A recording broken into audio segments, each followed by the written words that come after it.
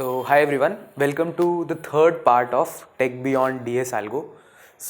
Today we'll be learning or covering the third most important part beyond the DS algorithm part, which is CS fundamental topics, right? So there are some topics of core computer science that are actually very relevant in day-to-day CS business, right? That you do when you enter a job, right? So the three of them to be broadly categorized are operating systems, database management system, and computer networks, right? So they are equally important for cracking any coding interview. Okay, so let's look at first the operating system part. So operating system, first of all, why do you need an operating system, right? So imagine this thing, right? So if you had to write some code and you had to also worry about how I'm going to manipulate bits, right? Because at the end of the day, anything that runs on a computer is just binary, right? So it is just the matter of manipulating zeros and ones. Okay, so if while writing the code you had to also worry about something like this, then how tedious would be programming, right? And that is in fact what used to happen when we had network cards in the past, right? So now we have full-fledged running operating system, which is nothing but a software, right, that helps you do some common task using the hardware. Okay, so you need to understand the need of using software, using this software operating system, and why you just can't do without that. Second important thing to understand, that this operating system actually provides a lot of different things out of the boxes, right? For example, it provides the concept of processes, right? So there is a life cycle of every process. So what is a process? Process is any running program. So any running program has a life cycle. It starts, it is, let's say, blocked on some input, it, let's say, is running, and in the meantime it gets interrupted because something else important needs to be done, and then it gets scheduled and it gets terminated and stuff. So processes, their life cycle, and also an important concept from that is scheduling of it, right? So there are multiple processes that are willing to run at a moment. So how will you decide which one to choose? So all that comes under the process scheduling algorithms. Then another important thing that it does is memory management, right? So we have some particular RAM, but sometimes if you have observed, you have games that run into a lot of memory, right? So does it happen that during the running of the game you actually get all the memory, or you utilize all the memory, and during that time if anything important comes, then the OS will not be able to handle that? That would be risky, right? So for example, if something important, some important virus interferes and there is some security warning, right? So that is more important than the game that you are running. So you need to manage memory in a good way so that you don't give up everything to one process. So that all comes under memory management. It involves some sophisticated algorithms like paging, and then we also discussed about things like segmentation and fragmentation here. Then the last portion that is equally important in OS is concurrency and deadlock. So imagine such a thing. You are running a website server. Now imagine google.com, or imagine, let's say, amazon.com. So what will happen? There are lot of requests coming every second, right? So if you end up having a single machine, right, as a server that serves this request one after the other, so what will happen? There will be a lot of delay, right? For example, if 500 people are trying to log in, the first person who comes, he'll take some time to get logged in, right? If, let's say, another person's request come, the other person's request need to wait for the first request to complete, and that is not a very good design. Okay, so we can improve this by, if you remember the system design thing, we can actually do scaling, right? And we can have multiple machines, but still that will only incorporate a small portion of it. But you still want to run multiple things, right, in parallel in a particular machine. So that can be done using concurrency or threads, right? And then as we introduce this introduces some more problems to be solved, which is like critical section, and then those things can lead to deadlock if not implemented in a well manner, right? So concurrency threads are kind of like bread and butter for any organization that is running, right? So every organization runs concurrent code. So if you want to understand the code that is done in any organization, you need to understand concurrency and you need to understand deadlock so that you don't fall into that. Okay, so this is about operating system.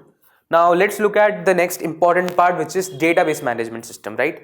So databases are again an integral part, right? You can't store all your data in memory. Why? Because as soon as there is a power cut, as soon as there is something wrong, all the data in RAM is evacuated, right? So this is volatile memory. So therefore, we definitely need to store it somewhere that is permanent, right?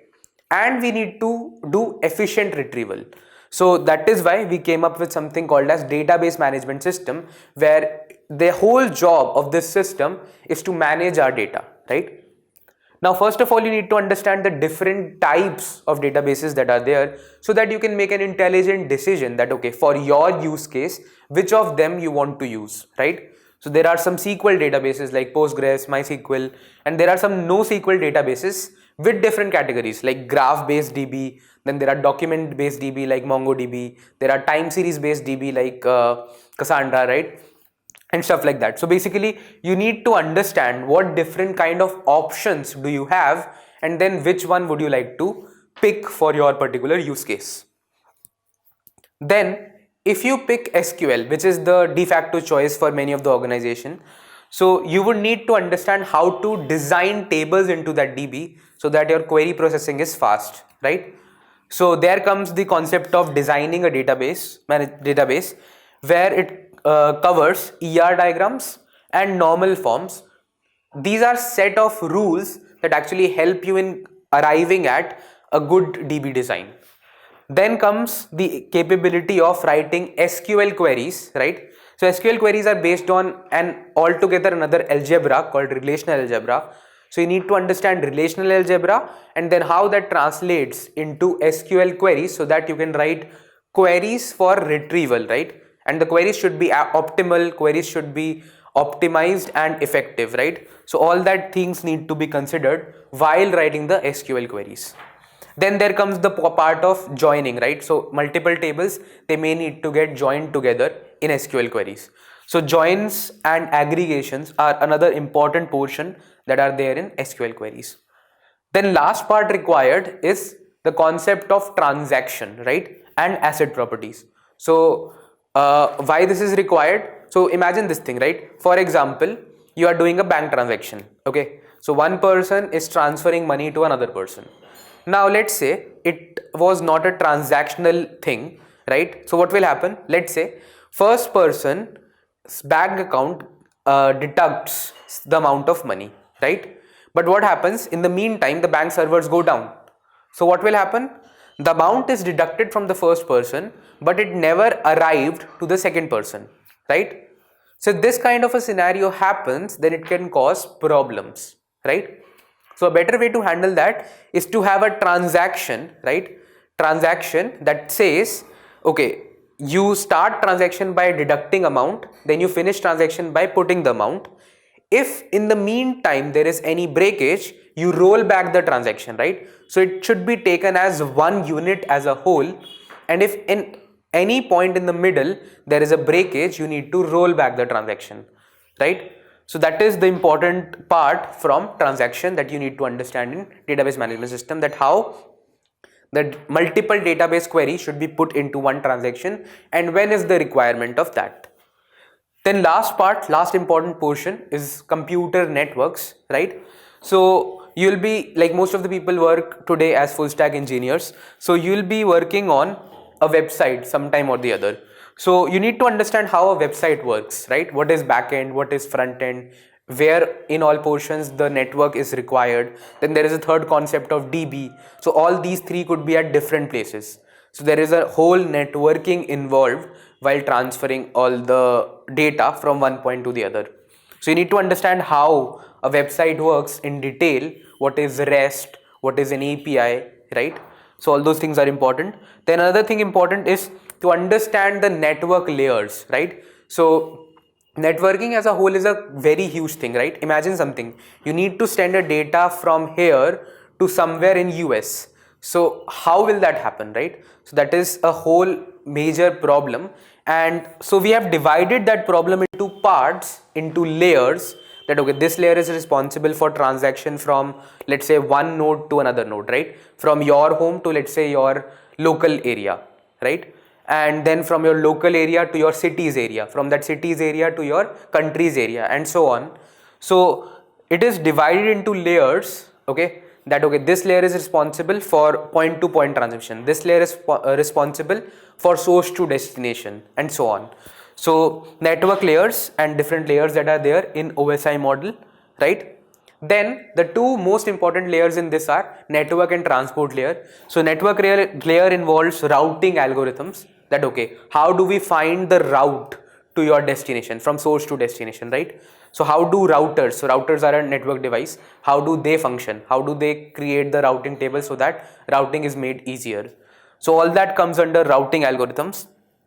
Then there are some standard protocols at transport layer and application layer like TCP, UDP, right? You need to understand in depth where to use TCP, where to use UDP, right? For example, if there is something real time happening, right? For example, a real time match stream.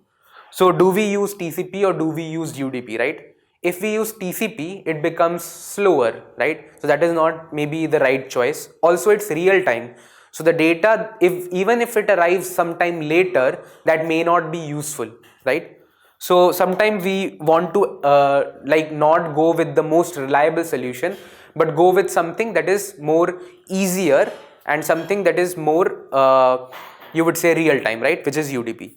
So TCP versus UDP, again an important concept. Then similarly there is HTTP versus HTTPS, right? So there are some things like making payments that the users will not feel secure to do if they are on an HTTP website, right?